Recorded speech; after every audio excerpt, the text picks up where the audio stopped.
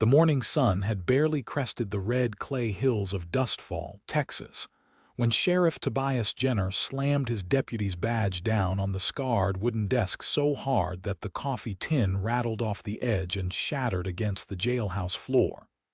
"You're done," Tobias said. His voice was quiet, which was somehow worse than shouting. The kind of quiet that came before a storm, before a gunshot, before something irreversible. "Hand me your rifle. Your sidearm, too." Deputy Cal Renner stood frozen in the doorway, his hat still in his hand from where he'd just walked in, his face cycling through shock, then anger, then something uglier. He was 26 years old, had ridden with Tobias for 3 years across some of the most lawless stretches of West Texas, and he had never once seen his sheriff look at him the way Tobias was looking at him now, like he was a stranger, like he was something low. "You cannot be serious," Cal said. "Put the weapons on the desk." "Over a woman?" Cal's voice cracked with disbelief. "You are firing me over that woman. Tobias, listen to yourself. She is nobody. She is a drifter with a dark past and a wagon full of secrets, and every soul in this town knows it." "I was just saying what everyone else is too frightened to say out loud." The temperature in the room seemed to drop 10 degrees. Tobias crossed the floor in 3 long strides. He was not a small man. At 6'2", with shoulders that filled a door frame and eyes the color of storm clouds over the Llano Estacado, he had a way of occupying space that made men step back without quite knowing why they were doing it. He stopped close enough to Cal that he could see the pulse jumping in the younger man's throat. "You called her a liar and a thief in the middle of Crane Street," Tobias said, his voice barely above a whisper. "In front of 7 witnesses. You said she had come to this town to trap someone with money. You said she was the kind of woman who left ruin behind her everywhere she went." He paused. "You said all of that knowing you had no proof of a single word, knowing she could hear every syllable from across that street." Cal swallowed. You were just humiliating a woman who has done nothing to you. A woman who came to this town alone and frightened and trying to build something honest. And you did it in my town, wearing my badge." Tobias stepped back, and something moved behind his eyes that Cal had never seen before. Not rage exactly, closer to grief. "Sidearm, rifle now," Cal set his jaw. For a long moment, the only sound in the jailhouse was the wind pushing dust against the window glass and the distant clang of the blacksmith's hammer 3 blocks down. Then, slowly, Cal unbuckled his gun belt and laid it on the desk. He set the rifle beside it. He picked up the badge and looked at it for a moment, the tin star catching the pale morning light, and then he dropped it next to the weapons with a sound like a small coin falling. "You are making a mistake," Cal said. "I have made plenty," Tobias replied. "This is not one of them." Cal walked out. The door swung shut behind him. The silence that followed was enormous.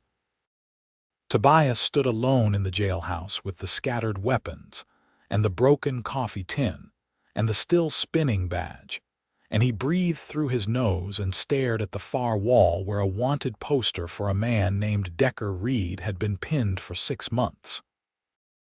He pressed both hands flat against the desk.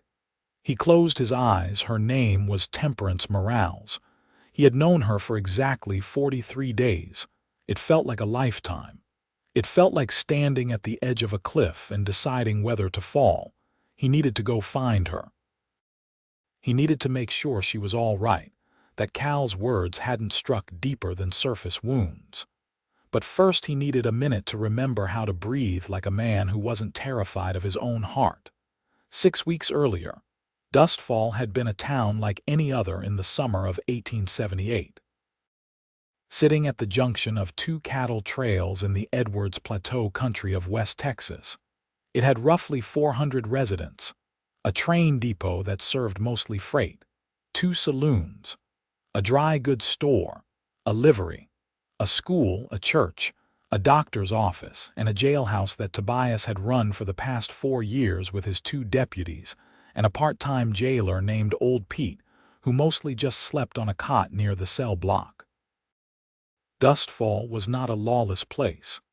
It had its share of drunk cowboys on paydays and the occasional dispute over land or cattle, and once there had been a genuine bank robbery that Tobias and his men had shut down before the outlaws made it 2 miles outside town.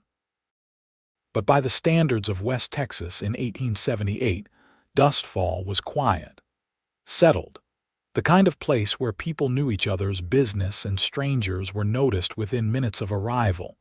Temperance Morales had arrived on a Wednesday. She drove her own wagon, which was unusual enough to draw attention. It was a good wagon, a Studebaker farm wagon in reasonable repair, pulled by 2 solid-looking roans, and she handled the reins with the easy confidence of someone who had covered considerable ground behind a team.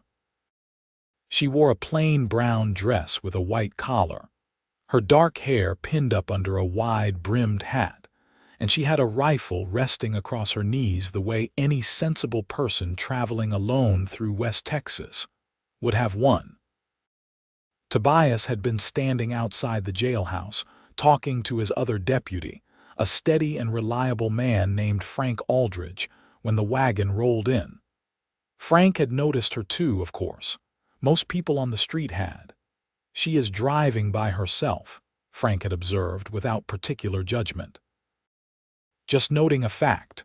"Appears so," Tobias had said. He had not thought much more about it at that moment. Single women traveling alone were uncommon but not unheard of. Widows relocated. Women fled difficult circumstances. It was not his place to interrogate every person who came into his town, though he kept an eye out, the way a good sheriff did, watching for the signs of trouble that usually announced themselves before any guns were drawn. Trouble had not been what he expected from her. Not then, and not after. She had gone first to the dry goods store, which was owned by a man named George Harland, and had asked him about available housing in town. George had sent her to the widow Pearson, who rented out 2 rooms in her house on the east end of Crane Street. Temperance had taken one of the rooms. She had paid a month in advance, in cash, which she counted out from a worn leather purse with the careful attention of someone who knew exactly how much they had, and could not afford mistakes. Tobias had learned all of this from various sources over the following 2 days, because that was how small towns worked. Information moved like water through Dustfall, finding every crack and low spot. He had not spoken to Temperance Morales directly until the 4th day after her arrival. She had come to the jailhouse. He remembered looking up from his paperwork because the door had opened and the quality of the light had changed, and there she was. She was, he had thought, about 27 years old, though he would later learn she was 28. She was not what anyone would have called classically beautiful in the way the fashion magazines from back east described beauty, with their pale-faced, high-collared ideals. She was something else entirely. Brown-skinned, with the kind of face that had been shaped by real life rather than protected from it.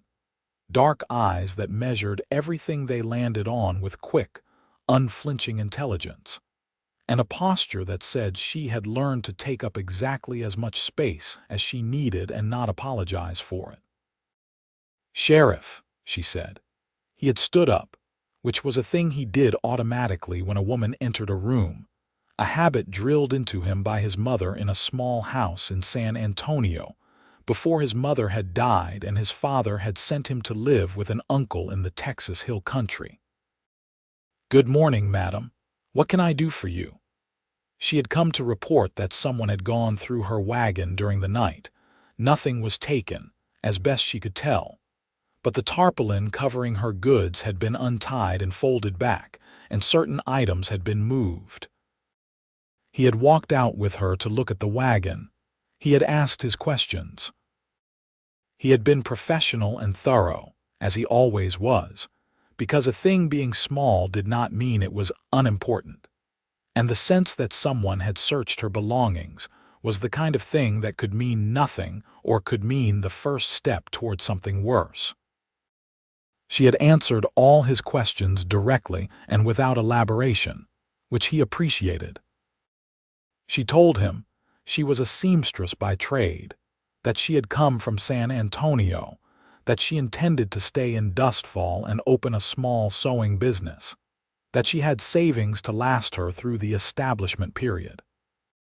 She told him she had no particular enemies that she knew of, and the way she said it, with a fractional pause before the word particular, had made him look at her more carefully. "Is there something else you'd like to tell me?" he had asked. "Not at this time," she had said, and met his gaze without flinching, and that had been the end of that conversation. He had thought about her a great deal more than was strictly professional over the following week. He told himself it was because of the unsolved matter of the searched wagon, which was true as far as it went. He told himself he was keeping an eye on a newcomer, which every good sheriff did. He told himself a lot of reasonable things. The truth was that Temperance Morales had walked into his jailhouse, and some lock inside him had turned, quietly and without warning, and nothing had felt quite the same after. He saw her at the church that Sunday, which surprised him, though he did not know exactly why it should have. She sat 3 rows behind him and slightly to the right, and he knew she was there before he turned around because something in the air had changed in a way he could not explain and had stopped trying to. After the service, he had spoken to her again, briefly in the churchyard, while other congregants milled around them talking about the dry summer and the upcoming cattle drive. He had asked if there had been any further disturbances with her wagon or her lodgings. "No," she had said. "Thank you for asking." There had been a pause, one of those pauses that had weight to it, that was about more than the absence of words. "I hope you're finding Dustfall to your liking," he had said. "I am finding it interesting," she had said, which had made him want to smile in a way he didn't entirely understand. He had walked home that Sunday afternoon and stood on his porch looking out over the flat scrub landscape and the distant red bluffs, and thought about Temperance Morales's eyes and felt, for the first time in a very long time, both hopeful and absolutely terrified. Dustfall's general arrangement had a way of creating natural meeting points. The well on the north end of Crane Street, the post office, the church, the dry goods store. Over the following weeks, Tobias found himself crossing paths with Temperance with a regularity that was only partly manufactured on his end. He suspected it was only partly accidental on hers as well, though he kept that suspicion to himself and treated it with the same careful, private attention he gave to anything that mattered. She was setting up her sewing business from a room she rented from George Harland at the back of the dry goods store. She had brought her own machine, a Wheeler and Wilson treadle sewing machine that was a serious and expensive piece of equipment for a woman traveling alone. She made alterations, mended work clothes, made new garments to order. Within 10 days of setting up, she had more work than she could finish in a week. Dustfall was a working cattle and farming community. Practical, hard-wearing clothing was a constant need. Temperance worked quickly and well, and word spread as it always did. Tobias had brought her a torn shirt, which was perhaps the most transparent excuse he had ever manufactured in his adult life. But he was a man who had spent more time developing skills in gunfighting and law enforcement than in romantic strategy. She had taken the shirt without comment, though the look she gave him from beneath her lashes suggested she was not entirely without an opinion on the matter. She had it ready for him the next day, mended so neatly that he had to search for the repaired tear. He had paid her and thanked her and found 3 more damaged items to bring her over the following week. "You are either very hard on your clothing," she said on the 3rd visit, "or you have developed a sudden interest in tailoring." "Possibly both," he said. She had looked at him for a moment, and then she had laughed. It was a real laugh, not the polite social laugh people used to fill silence, but something genuine and surprised and a little rueful, and it hit him somewhere behind the sternum and stayed there. "I would like to call on you," he said before he lost his nerve. "If that would be acceptable, properly, not in connection with the law or with shirts." She had gotten quiet then. Not cold, not frightened, but something more complicated. She had looked down at the shirt in her hands and then back up at him with those direct, dark eyes. "I should tell you something first," she said. "All right. My husband died 14 months ago. His name was Roberto Morales. He was a good man." She said it steadily, as a matter of fact. "I am not telling you that to discourage you. I am telling you because I think you should know what you are walking into, and because I believe in being honest with people before things go any further than they should." Tobias had taken a moment to let that settle. "I am sorry for your loss," he said genuinely, "and I appreciate you telling me." "He was sick for a long time," she continued quietly.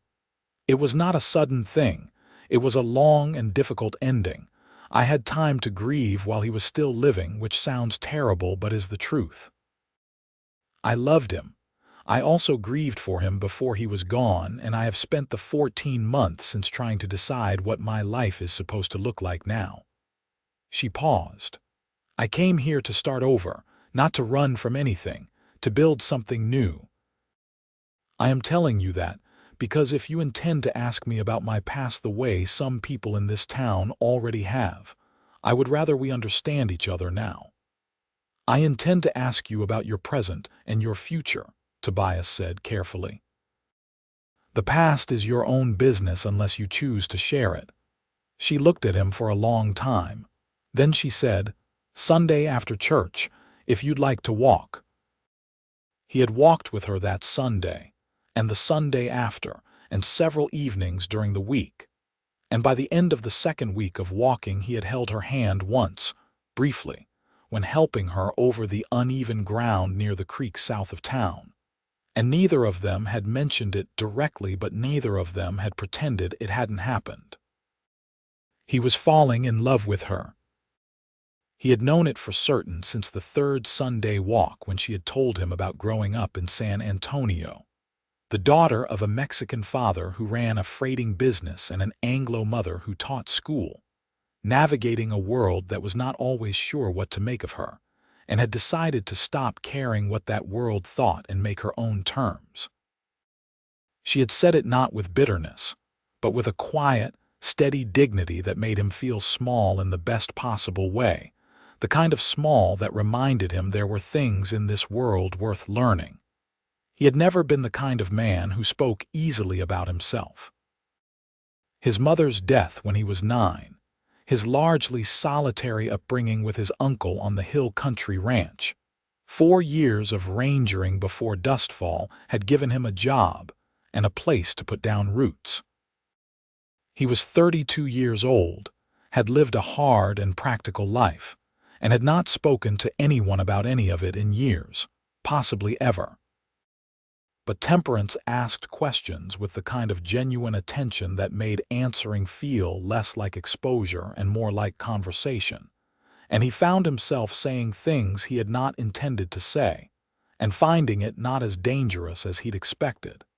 It was Cal Renner who had broken the peace.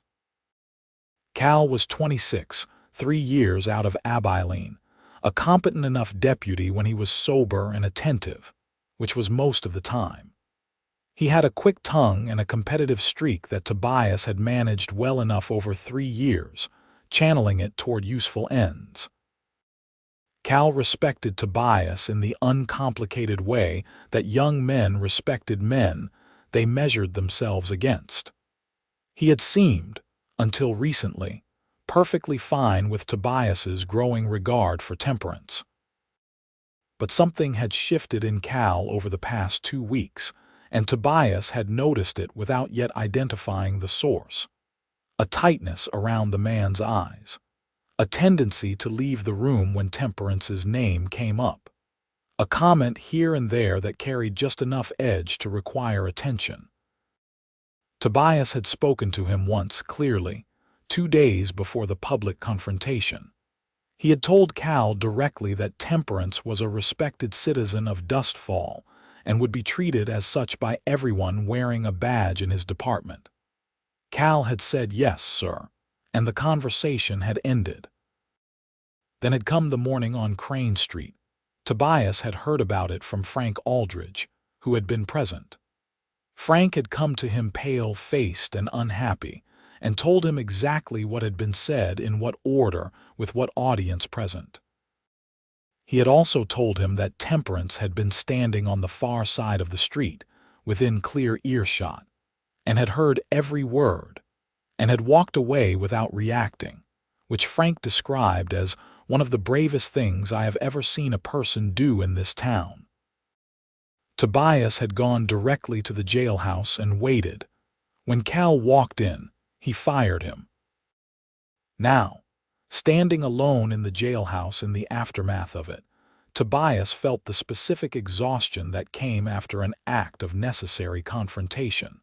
The kind where you knew you had done the right thing, but the weight of it was still considerable. He also felt something else, something tight and unresolved and urgent. He needed to find Temperance. He was not fool enough to think that what he needed to say was going to be easy. She had heard Cal Renner stand on a public street and call her a liar and a manipulator and a woman of uncertain character, and she had walked away from it in silence because she was too proud and too controlled to react publicly. And now she was somewhere in this town carrying all of that alone. He locked the jailhouse and walked north on Crane Street. The morning was full and bright now, the sun climbing hard over the bluffs, the street traffic beginning to build with wagon deliveries and shop openings, and the general purposeful motion of a working town. He walked past the hardware store, past the barber shop, past the place where Cal had been standing an hour ago. He noted the spot without particular drama and kept walking. He found her at the sewing room at the back of Harlan's store. She was sitting at her machine, not sewing, just sitting, with a piece of dark fabric in her hands and the window light falling across her face. The door was open. He knocked on the frame anyway, because entering without permission was not something he did. She looked up. Her expression was composed, but her eyes were too careful in the way they got when she was working hard to hold something in. "May I come in?" he said. She set down the fabric. "Yes." He came in and closed the door behind him and stood for a moment, aware that he was not entirely sure how to begin. He had fired a man this morning, which was the concrete action, the one with legal and practical consequences. What came next was not concrete. It was the kind of thing he was less practiced at. "I heard what he said," Tobias began. "I imagined you did," she said without inflection. "Small town. I want you to know that Cal Renner is no longer a deputy in this town." She looked at him. Something moved through her face that was complex and not entirely comfortable. "You fired him." "Yes, because of what he said about me." "Because of what he said about you, and because of the way he chose to say it, and because no deputy of mine will conduct himself that way toward any citizen of this town, and especially not toward a woman who has not given him any provocation." He paused. "And yes, because of what he said about you specifically. I am not going to pretend there is not a personal element." She was quiet for a moment. Then she said, "Tobias, I have been talked about in one unflattering way or another for most of my adult life. By people who did not like that my father was Mexican and my mother was not. By people who did not understand why a widow would choose to travel by herself rather than accept charity. By people who decided, I had a dark past simply because they did not have access to my history and preferred a dramatic explanation over a boring one. She said it all steadily, with the controlled clarity of someone who had delivered versions of this speech inside their own head many times. I can survive Cal Renner. I know you can, Tobias said. That is not why I fired him. Then tell me why. Because he was wrong. Because he was cruel, and public cruelty toward decent people is not something I will tolerate in the people who work for me. And because, he stopped. Started again. Because you deserve to live in a town where the law treats you with the respect that is your due, and I failed to prevent that this morning, and I am sorry. She looked at him for a long time, and he held her gaze and let her look, because he had nothing to hide and nothing to perform. You did not have to fire him, she said finally. Yes, I did. Another silence. Then something in her face shifted, the controlled composition giving way to something more genuine, and her eyes went a little bright in a way that she clearly did not intend and worked quickly to contain. Are you all right? He asked quietly. She pressed her lips together. I will be. I am. She looked down at the fabric in her hands. It is harder than I expected it to be sometimes, starting over. You think you have prepared yourself for every possible kind of difficult, and then someone stands on a street and says you are a fraud in front of strangers, and you find out there is always one more difficult you had not yet accounted for. He crossed the room and crouched down beside her chair so that he was at her level, rather than standing over her, because this was not the moment for any posture that suggested authority or superiority. Temperance, he said. She looked at him. You are the most honest person I have met in this town, he said. Possibly in a good long while. And I think you know that I have a particular kind of regard for you that goes beyond this morning, and I have not been especially subtle about it, but I want to say it plainly now, because plainly is how I prefer to do things. He paused. I care about you very much. I am not in the habit of firing deputies over women in general. I fired him over you specifically because you matter to me, and because what he said was wrong, and I could not let it stand. The bright quality in her eyes became undeniable. She blinked it back with fierce determination. You are making this very difficult to respond to reasonably, she said. I know, I apologize. No, you don't. No, he agreed. I really don't. And then she laughed again. That same real, surprised, slightly rueful laugh that had lodged itself in his chest like a warm stone on their first visit. And this time it was followed by the thing she had been containing all morning. A few quick tears that she dashed away immediately with the back of her hand with the expression of someone deeply annoyed at their own eyes. He reached out and took the hand that had wiped the tears carefully, the same way he'd held it on the uneven ground near the creek, and she did not pull away. I care for you too, she said quietly when she had herself back in order, in case that was unclear. It was not entirely unclear, he said, but I am glad to have it confirmed. She looked at his hand over hers for a moment, and then she looked back up at him. And for the first time since he had known her, the careful watchfulness behind her eyes gave way to something more open and unguarded, and he felt the full force of it like walking from shade into sun. What happens now? She asked. I walk you to lunch, he said, and we eat together in public in full view of anyone who cares to look, and I would very much like it to be known in this town that you have my respect and my regard, if that suits you. In full view, she repeated. In full view, he said steadily. Unless you would prefer otherwise. She considered this. Then she set down the fabric, stood up, and smoothed her dress. Give me a moment to put on my hat, she said. They ate at the restaurant on the south end of Crane Street, which was run by a woman named Clara Birch, who made the best beef stew in the county, and who watched Tobias. and Temperance sit down together with an expression of barely contained delight.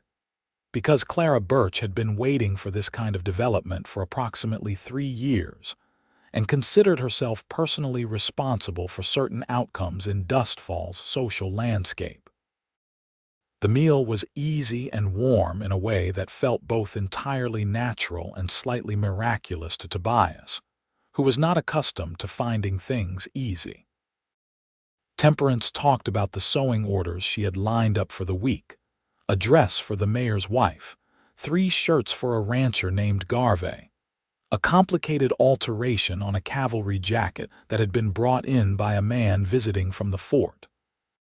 He talked about the town water situation, and the upcoming election for county commissioner, and a boundary dispute between 2 ranchers that had been generating paperwork for 6 months. They talked about books, which led to a mutual admission that both of them read more than most people would expect, and then a lively disagreement about whether the current development of the railroad through the Texas Hill Country was ultimately going to be good or catastrophically disruptive for the small communities along its path. She had opinions, well-reasoned and firmly held, and she did not soften them for him, which he found absolutely wonderful. Outside the restaurant window, the regular life of Dustfall moved past. People who glanced in and saw them and noted it and processed it, as small towns did. Tobias was aware of being watched, and he did not mind. He had always found public scrutiny more irritating than alarming. Today it felt almost like a statement. After lunch, he walked her back to the sewing room. At the door she turned. "Thank you," she said, "for this morning, and for lunch." "I'll be at the church Sunday," he said, "if you're still inclined to walk afterward." "I am still inclined," she said. He nodded, put his hat back on, and walked away feeling like a man who had managed, against most of his reasonable expectations, to do something right. The firing of Cal Renner was not without consequences. Cal had left the jailhouse that morning and gone directly to the Silver Crown Saloon, which opened early for serious drinkers and men with nowhere particular to be, and he had spent the better part of the day making his feelings known to anyone who would listen. Cal was not entirely without friends in Dustfall. He had been there 3 years, and some of the rougher-edged elements of the town's population found him entertaining company, and his version of events, which framed Tobias as a man who had lost his judgment to a woman of questionable background, found a receptive audience in certain quarters.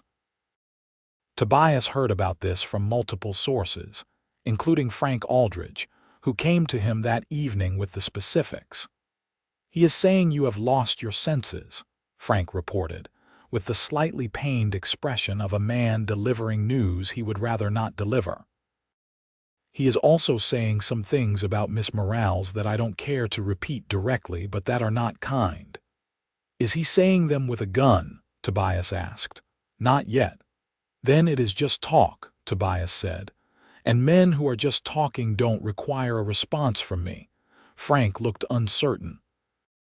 "He's also saying that you are going to regret the decision, that there are things about Miss Morales that you don't know." Tobias looked at his deputy. "Frank, has Cal ever been a man of particular principle or honor?" Frank considered this. "No, sir." When a man with no particular principle or honor says there are things you don't know about a person, what do you suppose his source is likely to be? "His own imagination," Frank said after a moment. "Exactly. Thank you, Frank. Go home. Get some rest." But the words sat uneasily in him later that night, not because he doubted Temperance, but because he was a careful man by nature and by training, and careful men did not entirely ignore the possibility that they were missing something. He sat on his porch after dark and let himself think honestly. He knew what he knew about Temperance. He knew what she had told him, which was that she was a widow, that she had come from San Antonio, that she was a seamstress, that she had savings.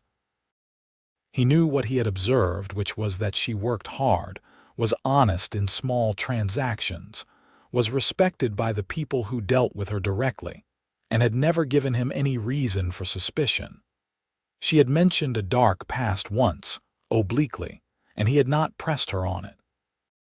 That was his choice, and he stood by it. But he was a sheriff. He had sources.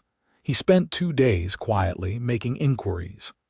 He wrote a letter to the county sheriff in Bexar County, which covered San Antonio, asking in general terms about Temperance Morales, widow, seamstress.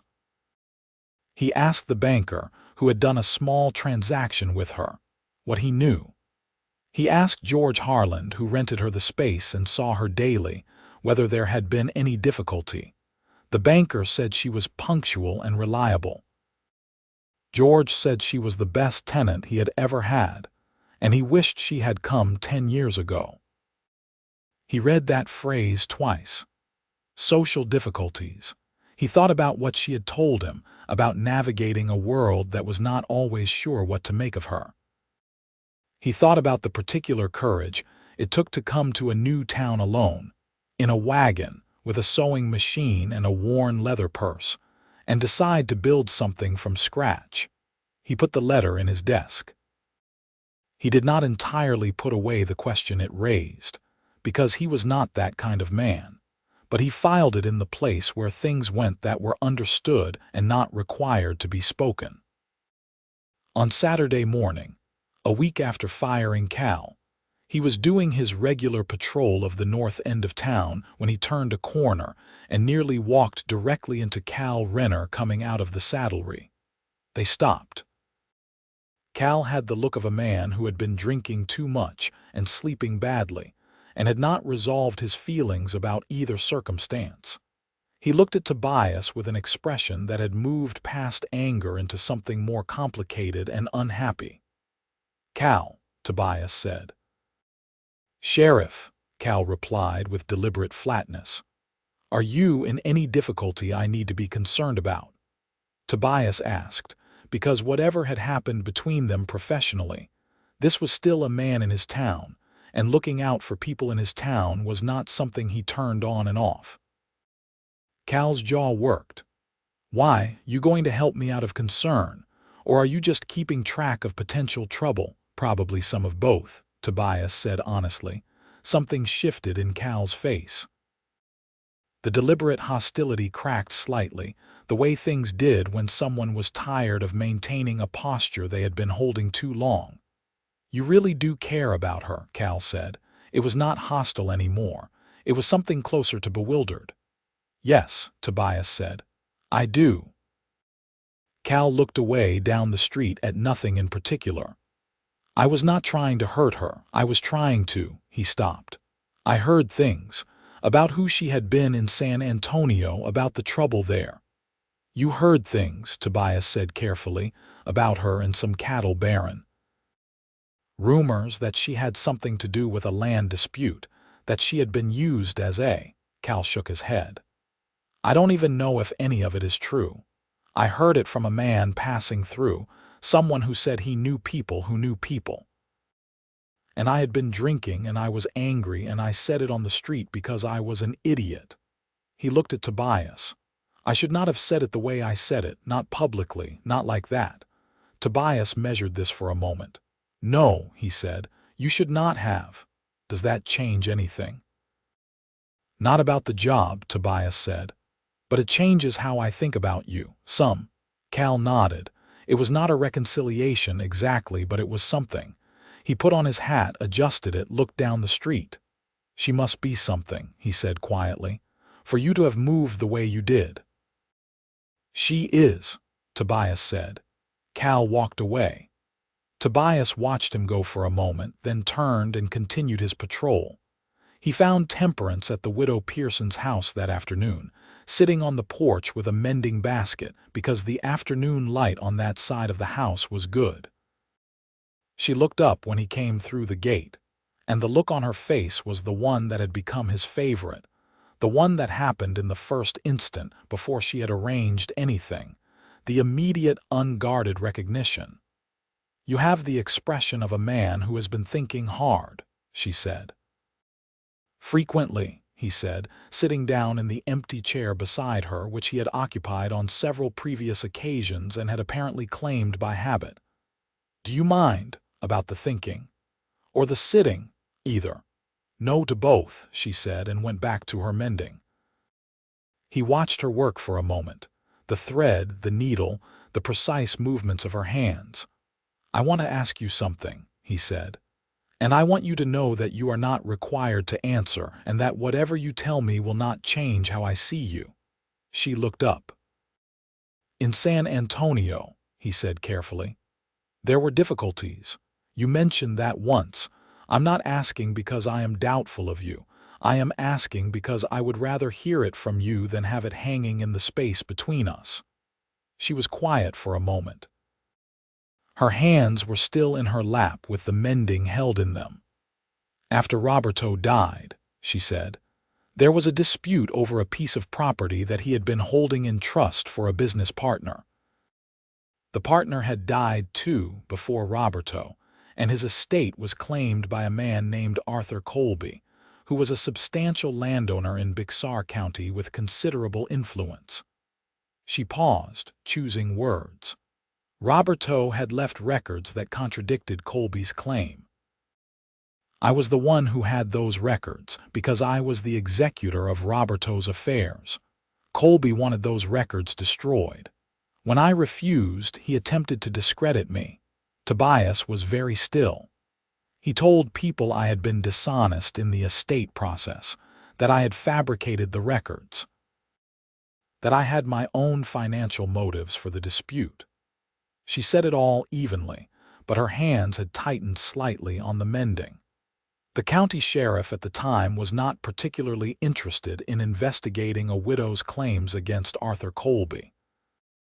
"I was told, eventually, that the matter was settled against Roberto's estate and that I should take my portion and be grateful."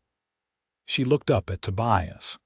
"I did not fabricate the records. I never have understood how to be dishonest about things that matter. I left San Antonio because staying would have required me to keep fighting a fight that was slowly killing me, against a man with more resources than I had in a world that was already inclined to believe him over me." Tobias was quiet for a moment that stretched long enough to matter. "I believe you," he said. "You don't have the full evidence," she said with a slight edge, not hostile but exact. "No," he said. "But I know a great deal about what kind of person you are, and I know what Colby-type men do in this state, and I believe you." He paused. "For what it is worth, which may not be much at this distance from the matter."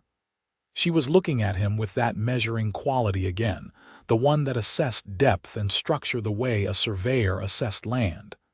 "It is worth something," she said quietly, "more than you might think." He reached over and covered her hand with his, the way he had in the sewing room, easy and unhurried. "I have no interest in the rumors that men passing through may carry about you," he said. "I have every interest in who you actually are." Her hand turned under his and held on. They sat like that in the afternoon light while the mending waited and the porch creaked slightly in the wind, and somewhere down the street a child was calling to another child about something urgent and completely ordinary. September deepened into October in dustfall, and the days shortened and the nights came in with a cool edge that smelled of cedar and dust, and something that might have been the far edge of autumn, though true autumn in West Texas was more a courtesy call than a full seasonal visit. Tobias and Temperance's courtship had settled into a rhythm that was both comfortable and charged with the particular electricity of two people who had each decided, separately and simultaneously, to let themselves want something. He brought her books, because he had noticed she read everything she could find, and the town's selection was limited. She brought him food, sometimes, because she had discovered he ate badly when he was focused on work, and also because cooking was apparently her private pleasure that she rarely mentioned. as if it were something too personal to advertise. He had met her on the creek road one evening, and they had walked until the sun was gone, and then stood in the early dark with the first stars coming out, and he had kissed her, finally, with all the careful, deliberate intention of a man who had been wanting to do something for a long time, and was not going to rush it when it finally happened. She had put her hand against his jaw and kissed him back with equal intention, and the stars had continued appearing one by one in the Texas sky, the way they always did, completely indifferent to the fact that something significant was happening to two people standing on a creek road below them. The town noticed, of course. Towns always did, but the particular quality of the noticing had shifted. In the first weeks of her arrival, there had been the interested scrutiny of a stranger, and after Cal's public remarks there had been a brief period of the uglier kind of social attention. But the visible evidence of Tobias Jenner's regard for Temperance Morales, a man who was respected in Dustfall in the straightforward way that people respected someone who did hard work honestly and did not ask for credit, acted as a kind of social weather vane. The wind shifted. People who had been reserving judgment found themselves reconsidering. Clara Birch at the restaurant was vocally and enthusiastically supportive. The widow Pearson, who saw Temperance daily, spoke well of her to anyone who would listen with the passionate advocacy of a woman who had been waiting for someone worth advocating for. Mrs. Eleanor Garvey, the rancher's wife, came to the sewing room and commissioned an expensive dress, and spent 2 hours in conversation that was, ostensibly, about fabric choices, and left with an obvious warmth toward Temperance that she subsequently broadcast across every female social gathering in the county. The social foundation was building. Tobias saw it and felt something that was partly pride and partly something more complicated, a recognition that Temperance was building this herself, with her work and her directness, and her refusal to perform either vulnerability or aggression, and that what he had done by standing publicly beside her had given her the ground to stand on, but that she was the one doing the standing, and doing it more gracefully than he probably could have. He told her this, approximately, on a Tuesday evening walk, and she had given him the dry look that she deployed when she found something either amusing or slightly touching. "You make that sound more strategic than it is," she said. "I am just trying to be my actual self consistently enough that people eventually have no choice but to engage with who I am rather than who they expected." "That is exactly what I meant," he said. "Is it? Because it sounds more tiring when you say it."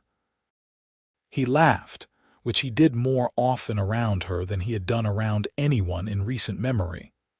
October brought a complication, in the form of a letter. It arrived on a Thursday morning at the post office, addressed to Tobias in a hand he did not immediately recognize. He opened it in the jailhouse, and read it with the careful attention he gave to all written communications in his official capacity. It was from Arthur Colby. He had heard, the letter said, with the precise oil-smooth language of a man accustomed to writing letters that said things without technically saying them, that a woman formerly associated with certain unfortunate business in Bexar County had settled in Dustfall. He had a legitimate interest in certain documents that might be in her possession. He would be passing through the area in the coming weeks and hoped to arrange a civil conversation with the appropriate authorities regarding the matter. Tobias read it twice. He placed it on the desk and looked at it for a moment and thought about what it meant, and what it intended, and what kind of man wrote a letter like this to a town sheriff about a widow who had left his county 14 months ago. He thought about what Temperance had told him. Then he thought about what he was going to do about it. Frank Aldrich came in an hour later and found Tobias writing a response letter with the careful, considered deliberation of a man who was saying a great deal in very few words. Tobias sealed the letter, addressed it to Arthur Colby in care of the Bexar County address on the original, and handed it to Frank to take to the post office. "What does it say?" Frank asked. "That Mr. Colby is welcome to come to Dustfall in his official capacity, if he has one, and that any matters he wishes to discuss with residents of this town will be handled through proper legal channels with appropriate representation. That private citizens of this town, including all recent arrivals, are under its protection, and that any approaches made directly without legal process will be met accordingly." Tobias picked up his coffee, which was cold. Politely stated, Frank looked at the sealed letter. "And if he comes anyway, then I will be here," Tobias said simply. He told Temperance that evening. He told her directly and completely, sitting on her porch with the last light going orange over the bluffs, showing her the letter and telling her about the response he had sent. She read Colby's letter twice. Her face was very controlled, but her hands were not entirely steady. "He does not stop," she said quietly. "No," Tobias agreed. "Men like that generally don't stop until they encounter something that makes stopping necessary." "Those records he wants," she said. "I still have them. I kept them because they were Roberto's and because I could not make myself burn them even when it would have been easier. They are in my trunk." "All right," Tobias said. "They prove what I told you. They prove that Colby's claim to that land was fraudulent. That Roberto's business partner's family should have inherited it." She looked up. "I know that fighting Colby from this distance with those records is—" "It is a matter for an attorney," Tobias said. "There is one in the county seat who handles civil matters. I would like you to speak with him." "I cannot afford an expensive attorney." "He is not expensive," Tobias said. "He is reliable, which is better." He paused. "And this is not something you should have to carry alone any longer. You have been carrying it for over a year. Let some of it rest elsewhere for a while." She looked at him for a long time, and he could see the internal negotiation happening behind her eyes, the one between the part of her that had learned to survive by depending on nobody and the part that was slowly allowing itself to trust. "I am not used to that," she said. "I know," he said. "I am trying to learn," she said, which was as honest as a thing could be. "Me too," he said, which surprised them both into a quiet shared acknowledgement of the symmetry. The attorney's name was Bernard Kemp, and he practiced in Sonora, a day's ride from Dustfall. Tobias sent a letter, and Kemp came the following week.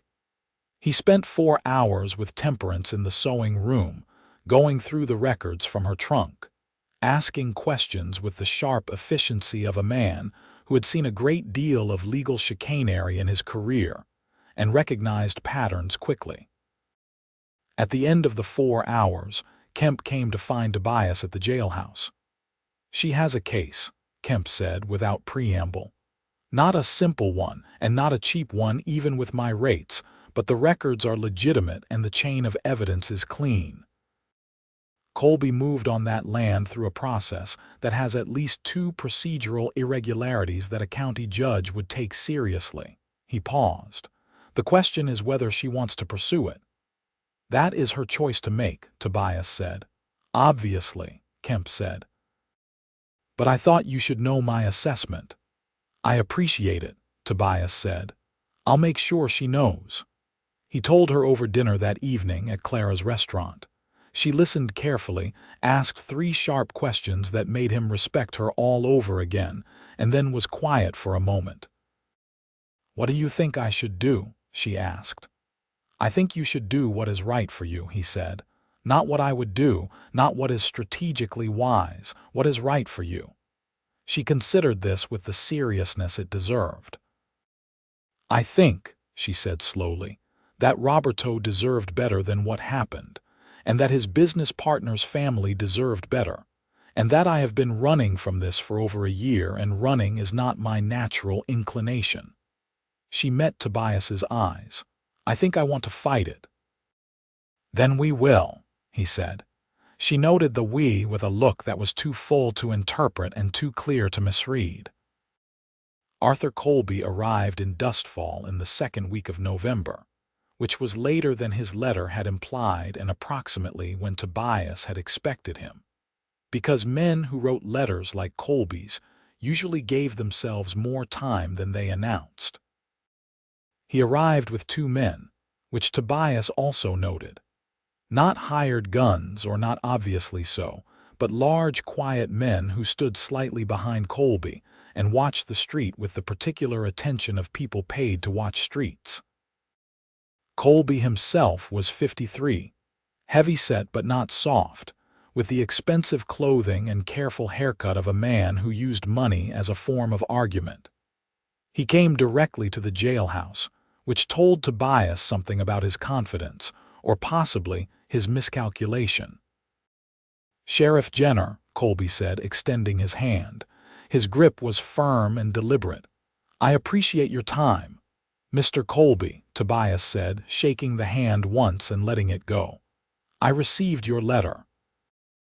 "And sent one in return," Colby said, with the easy expression of a man who had managed his way through many difficult conversations and expected to manage his way through this one too. "I hope we can speak plainly." "I prefer it," Tobias said. They sat in the jailhouse, across Tobias's desk, and Colby explained his position in the measured, reasonable tones of a man who had constructed a reasonable-sounding version of his position with some care. There were documents, he said, that had belonged to a business of which he was a partial inheritor. These documents had apparently ended up in the possession of a Mrs. Morales following the death of her husband. He was not accusing anyone of impropriety, merely requesting the return of business records that were legitimately his. Tobias listened to all of it without interrupting.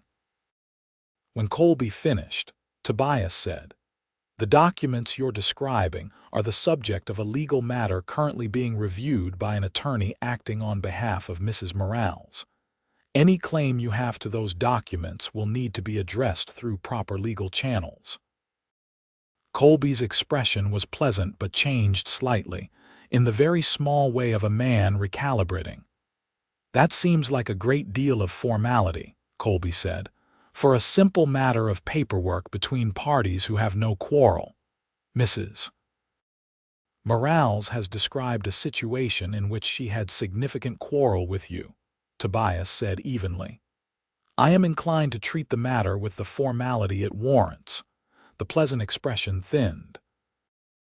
"I hope you haven't allowed a personal connection to cloud your judgment about this matter, Sheriff. I have heard certain things about your relationship with this woman, and I want to be clear that personal loyalty, however admirable in principle, cannot supersede the law." "It cannot," Tobias agreed. "Which is why I am telling you that the law, as it currently stands in this situation, requires you to address your claims to her attorney. His name is Bernard Kemp, his address is in Sonora, and his letter to you will be in the post within the week, having anticipated this conversation." He stood up. "I'd also like to mention that Mrs. Morales is a citizen of this town and under its protection. If anyone associated with you approaches her directly about this matter, outside of proper legal process, they will be doing so in violation of my jurisdiction. I will act accordingly." Colby looked at him for a long moment. Something calculated moved behind his eyes. "You have quite a lot of confidence for a county sheriff in a small Texas town," Colby said. "I have quite a lot of support from a county judge who takes procedural irregularities in land transactions seriously," Tobias said. "I mentioned the irregularities in my correspondence with Kemp. Kemp mentioned them to the judge. The judge, who is named Hargrove and who is not fond of men who use paperwork to take things from widows, is currently in possession of the preliminary evidence." The calculated look in Colby's eyes shifted to something more complex. "You have been busy," Colby said. "This is my town," Tobias said. "I take care of what belongs in it." Colby sat with that for a moment. Then he stood, straightened his jacket, and picked up his hat from the desk. "I hope this is not going to become adversarial," he said. "That is entirely up to you," Tobias replied. Colby left. His two large, quiet men followed him out. Tobias watched from the doorway as they walked to the hotel and went inside. And then he went back to his desk and let out a long, slow breath and acknowledged to himself that his hands were entirely steady and his mind was entirely clear, and that this was what it felt like to do the right thing in the right direction. Colby stayed 2 days, during which nothing happened, and then he and his men got on the northbound stage and left Dustfall, and Tobias wrote a letter to Kemp with the details of the conversation. He did not tell Temperance Colby had come until after he had gone, because Colby had done nothing actionable, and because she did not need the anxiety of those 2 days, and because he could handle what needed handling, and then tell her the full picture when the immediate danger was past. He told her that evening completely because he had promised her honesty and intended to keep that promise. She listened to all of it. Her expression moved through several things, and when he was done, she said, "You told the judge." "Kemp told the judge," Tobias said. "I told Kemp." "You moved all of this without telling me." "I moved the immediate threat without telling you," he said carefully, "because you could not move against it in those 48 hours, and I could, and I chose to. I told you everything now at the first reasonable moment." She was quiet for a moment. Then, "I am not sure whether to be grateful or to tell you that I am capable of managing my own battles. Both are correct," he said, "and I am sorry if I overstepped. I made a judgment call." She breathed through something. "The judge. Do you think it will actually go anywhere?" "I think Kemp believes so, and Kemp does not believe things without reason." He paused. "It will take time, months, possibly more, and it may not end perfectly. But I think Colby has been made to understand that there are consequences to continuing, and men who operate on the assumption that there will be no consequences tend to reconsider when that assumption is challenged." She looked at her hands for a moment, then at him. "Roberto would have been very grateful," she said softly. "It is not about gratitude," he said. "I know," she said. "That is what I mean." He reached across the table and took her hand, and she held on, and neither of them said anything for a while, and that was entirely sufficient. November gave way to December, and Dustfall had its first cold snap of the season, and the cattle trail traffic dwindled to near nothing as the year wound down. The town had a rhythm to its winter that was slower and more inward than the rest of the year, with the social life concentrated around the church and the homes of the more established families. Temperance had been invited to 3 separate December social gatherings, which was 3 more than she might have expected when she arrived in September. She went to all of them, and came back from each one with a quietly pleased expression and occasional dry observations about the dynamics of small-town social politics that made Tobias want to keep her talking for hours. He had been thinking about something for several weeks, and the thinking had become increasingly difficult to contain. He asked her, on a Sunday evening in the middle of December, sitting beside the fireplace in the Widow Pearson's parlor, with the widow discreetly occupied elsewhere, and the fire making the kind of sounds that made small enclosed spaces feel enormous and separate from the world outside. "I want to ask you something that I have been thinking about for some time," he said. She put down the book she had been reading. She looked at him with the clear-eyed directness that was so particularly hers. "All right," she said. He noted privately, not nervous in the way he might have expected. He was something else, something calmer and more certain than nervousness. "I would like to marry you," he said, "if you would have me." Not because of Colby or for any practical reason, though I would not pretend those practical reasons are not also real. Because I love you. I have loved you for some time and have not yet said it plainly, and I think plainly is past due. She was very still. I know you are not looking to repeat something, he continued carefully. I know what you lost in Roberto, and I am not asking you to replace that or put it away. I am asking if there is room, alongside what you had and what you've built since, for what we have been building together. Which I believe is something real and good and worth asking for directly.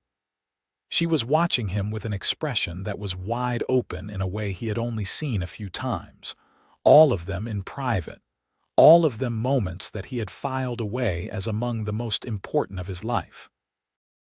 Tobias, she said. Yes. I love you too, she said. I have for several months. I have been quite deliberately not saying it because it seemed like an alarming thing to say to a man I have known for less than a year. It is somewhat alarming, he agreed, and yet you said it. Because alarming and right are not mutually exclusive, he said. She was quiet for a moment that stretched out with the quality of something being decided, something that had already been decided really, at some earlier unmarked point, and was now being acknowledged. Yes, she said. I will marry you, he exhaled. Something enormous relaxed in his chest. Good, he said, and then realized that was not remotely adequate and revised. I am very glad. I am more glad than I know how to say correctly. You are saying it well enough, she said, and reached across and took his face in both her hands, the way she had on the creek road the first time they kissed, and kissed him again with all the warmth and certainty of a woman who had made a decision she meant to keep. They were married in January of 1879, in the Dustfall Church, on a Saturday. The church was full because the entire town appeared to have decided they were interested, which Tobias found simultaneously touching and slightly overwhelming, and Temperance found amusing in a way that kept a small private smile at the corner of her mouth throughout the ceremony. Frank Aldridge stood up with Tobias. Clara Birch and Alina Garvey sat in the front row with expressions of absolute vindicated satisfaction. The widow Pearson cried. The minister, a steady, practical man named Reverend Good, performed the ceremony with warmth and dignity. Temperance wore a deep blue dress that she had made herself, which Tobias had not seen beforehand, and when she walked through the church door on the arm of George Harland, who had consented to give her away because she had nobody else to do it, and he was enormously honored to be asked. Tobias looked at her and felt the world quiet to a single clear point of absolute certainty. He had been uncertain about many things in his life. He was not uncertain about this. She reached him and they stood together, and Reverend Good asked the words and they answered them, and that was that. The reception was at Clara's restaurant, which Clara had closed for the occasion and decorated with such enthusiasm that the result was slightly staggering in its ambition. There was food, and someone had a fiddle, and someone else had a guitar, and the evening went long and warm and full of the particular quality of genuine communal happiness that did not happen often, but when it did felt like something real about the world. Tobias danced with his wife, which he did cautiously because he was not an accomplished dancer, and she danced with him patiently and with evident enjoyment of his caution. And at one point, she put her head against his shoulder, and he put his cheek against her hair, and they stayed there for a moment while the fiddle played around them. "Are you happy?" he said quietly into her hair. "Yes," she said, with the simplicity of complete honesty. He held her a little more closely and thought that this, right here, was the particular answer to something that had been a question in him for a long time. The winter continued, and the new year settled into dustfall with the particular freshness of January in West Texas, cold enough to matter but not enough to stop the work, and life went on with the added warmth of its recent improvement. They moved into the house on Maple Street that had been Tobias's rented home for 3 years, and was now, with Temperance's presence and attention, transforming into something that felt genuinely inhabited rather than merely occupied. She added curtains and changed the arrangement of the furniture with the confident authority of someone who understood space, and within 2 weeks, the house felt like a place where people actually lived, which it had not entirely before. She kept the sewing business. He had not expected her not to, and would not have suggested otherwise. She loved the work, and it was hers, and the income from it was a thing she had built, and those facts mattered. He continued his rounds, his paperwork, his management of the practical machinery of keeping a small Texas town safe and functional. These parallel lives intersected and wove together with the ease of things that fit, which was not something either of them had entirely taken for granted. The legal matter with Arthur Colby moved forward through the winter months. Kemp was methodical and thorough. Judge Hargrove was, as Tobias had indicated, attentive to procedural irregularities. By March, Colby had received 2 formal legal notices regarding the contested land transaction. By May, his representatives had entered into negotiation with Kemp regarding a settlement, which told Tobias and Kemp both that Colby's internal assessment of his legal position had shifted substantially. Temperance attended those negotiations by letter, because traveling to Bexar County was not practical, and Kemp acted as her representative. In June, 5 months after the wedding, a settlement was reached. The land in question was formally transferred to the heirs of Roberto's business partner, a family named Vega who were contacted through Kemp's office in San Antonio, and who had believed for 2 years that the matter was irretrievably lost. The settlement also included a financial component, modest but real, that was Temperance's compensation for the 1.5 years of effort and disruption, and the social difficulties that Colby's campaign against her had caused. She cried when Kemp's letter arrived, sitting at the kitchen table in the Maple Street house with Tobias across from her reading the same letter over her shoulder. Not overwhelming tears, but the quiet, tired kind that came from something that had been held under pressure for a very long time finally being allowed to release. He put his arms around her from behind, and she put her hands over his, and they stayed like that for a while, in the kitchen with the afternoon light coming through the new curtains. And there was nothing particularly dramatic about the moment, which was exactly right. Some resolutions did not need drama. Some of them just needed to be real. Summer came to Dustfall with its usual ferocity, the heat building off the limestone hills in waves, the cattle trails busy again, the town's social life spreading back out from winter's inward focus to the broader, looser engagement of warm months. Temperance had taken on an apprentice, a 17-year-old girl named Margaret who had a natural facility with a needle and nowhere particular to direct it, and the sewing operation expanded to accommodate 2 workers.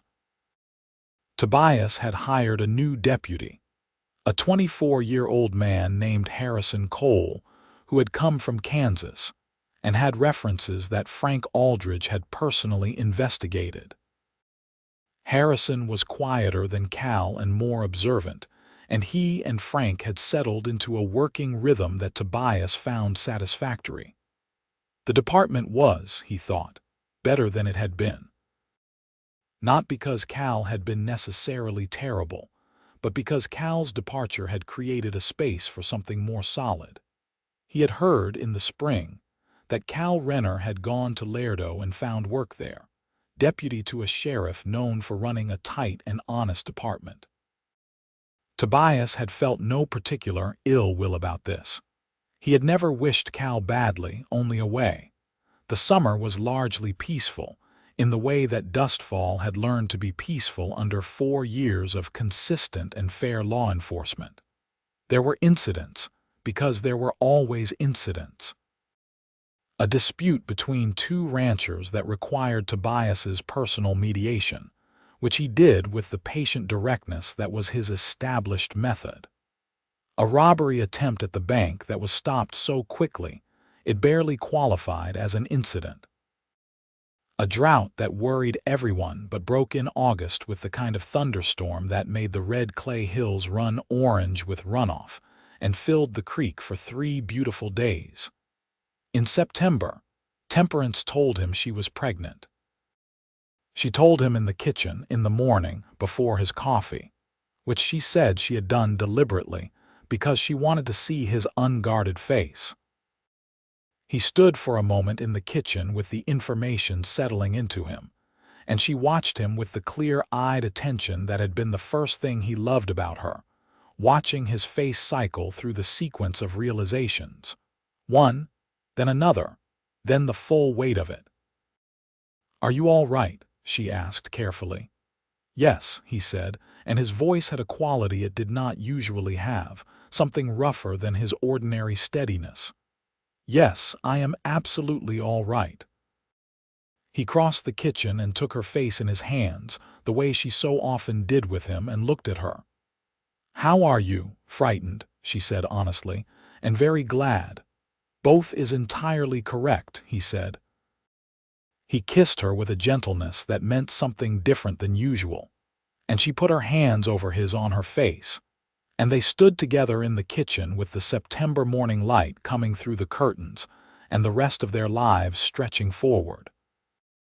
She was well throughout the pregnancy, working through most of it with the matter-of-fact approach she brought to everything, though she let Margaret take on more of the physical work of the sewing operation as the months advanced. The town paid attention to her condition, with the particular intimate interest of a community that had fully adopted someone, and Clara Birch and Alina Garvey and the widow Pearson engaged in a sustained campaign of food delivery and practical assistance that Temperance received with a mixture of genuine gratitude and occasional exhausted amusement. "I do not think it is possible for this child to lack for anything," she told Tobias one evening, surveying the various items that had arrived that day. "Mrs. Garvey has sent 3 blankets. She is very invested," Tobias said. "Apparently," Temperance said and smiled. He had been thinking about something. He had been thinking about it since July, actually, and the news of the pregnancy had solidified it from thinking into intention. He had a conversation with Frank Aldridge first. He wanted Frank's perspective, because Frank was a man he trusted, and because Frank's perspective on Dustfall's needs was grounded in the same 4 years of careful daily attention that his own was. Then, he had the conversation with Temperance. "I have been thinking about whether to run for county commissioner," he said. She looked up from the knitting she had taken up with late pregnancy practicality. "Tell me more," she said. He told her more. The current county commissioner was retiring. The county had needs that required someone with detailed knowledge of its actual operation rather than its theoretical administration. He knew the terrain. He knew the people. He knew what the law could and could not accomplish and where other kinds of governance were needed. He would need to find a replacement sheriff he trusted completely, and he thought he had one in Frank who deserved the position and would do it well. "You would give up the badge," she said. "I would, yes." "Is that difficult?" He considered it honestly. "Somewhat." "It is what I have been for a long time." He paused. "But things change when they should, and I think I can do more good in the other role than in this one at this point." She looked at him for a long moment. "I think you are right," she said. "I also think you would be very good at it. And I think the county is fortunate to have someone with your actual values willing to do the work." "You are not concerned about the politics of it?" he asked. "The public nature of it specifically?" "There are people who will. who will say things about the fact that your wife is half Mexican and a widow and used to have a legal dispute with a powerful man, she said evenly. Yes, I have considered that.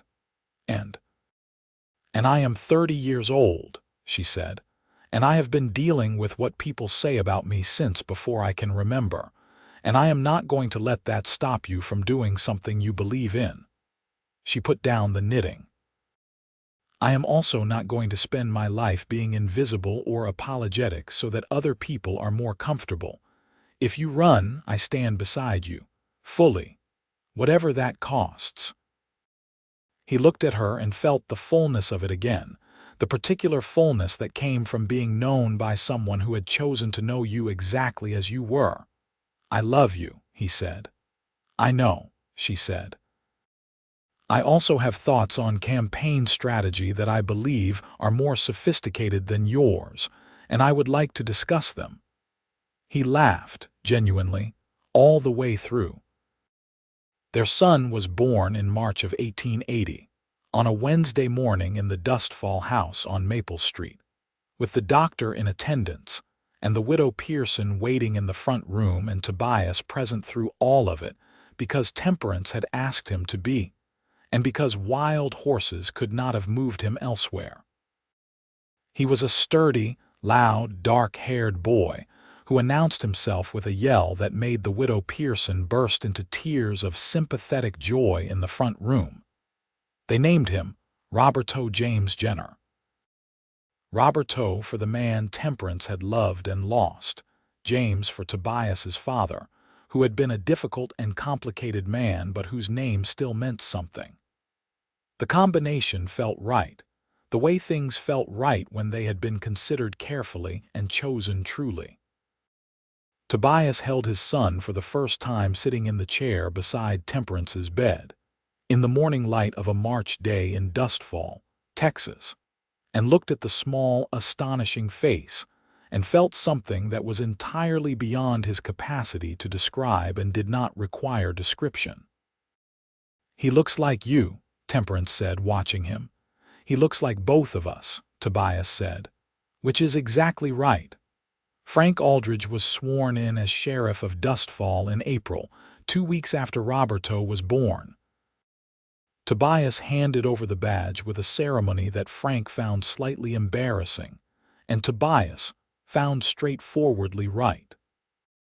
The town of Dustfall appeared to agree with the transition, and Frank's first months in the role went smoothly, partly because he had watched Tobias do it for 4 years and understood the foundation that had been laid.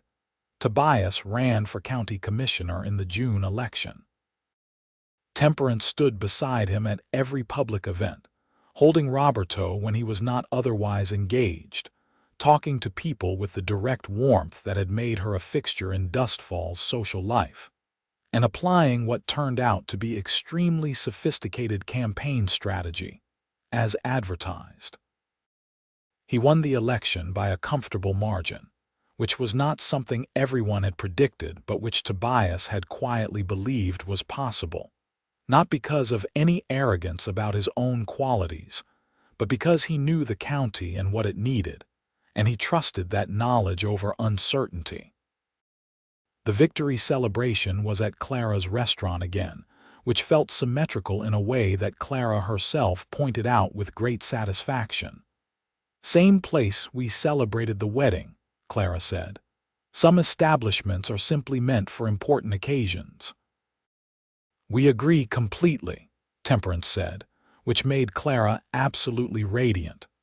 The summer of 1880 settled into Dustfall, and the wider county with the quality of things that have found their proper arrangement. Tobias, in his new role, learning the administrative landscape with the same careful attention he had given to the law, finding that the skills translated more than he had expected, and the challenges were different but not less interesting. Temperance with the expanded sewing operation, and Margaret now a full-paid seamstress and a second apprentice on the way, and Roberto growing with the aggressive enthusiasm of a healthy boy who had decided early that the world was thoroughly interesting. They had the house on Maple Street, which had been expanded in the spring with a second bedroom added in anticipation of Roberto's arrival, and which had the curtains and the furniture arrangement and the general quality of a home that two people had made together out of genuine mutual effort and care. On October evenings, when the heat had finally relaxed its grip, and the nights came in clean and cool, they sat on the porch with Roberto asleep inside, and the stars coming out over the Texas hills with their habitual indifference to human affairs, and they talked about things large and small and sometimes sat in comfortable silence, and the town moved quietly around them in the dark. He told her one of those evenings, apropos of nothing in particular, or of everything in general, that the first morning she had walked into the jailhouse to report a searched wagon, and he had looked up and the quality of the light had changed. He had known something was different without knowing what, and that every decision he had made since had been pointed, whether he understood it at the time or not, in the direction of here. She looked at him sideways, with the private expression she kept for him, the one that was warm and certain and entirely without guard. "I knew too," she said, "when you crouched down beside the chair in the sewing room the morning after you fired Cal.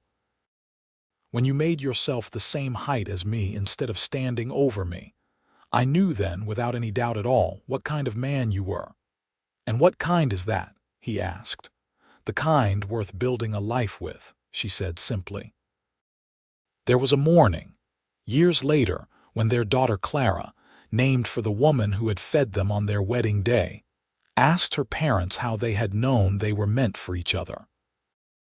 Roberto, who was 7 and considered himself an authority on adult matters, began to explain that it had something to do with a shirt, which he had heard referenced once and found mysterious.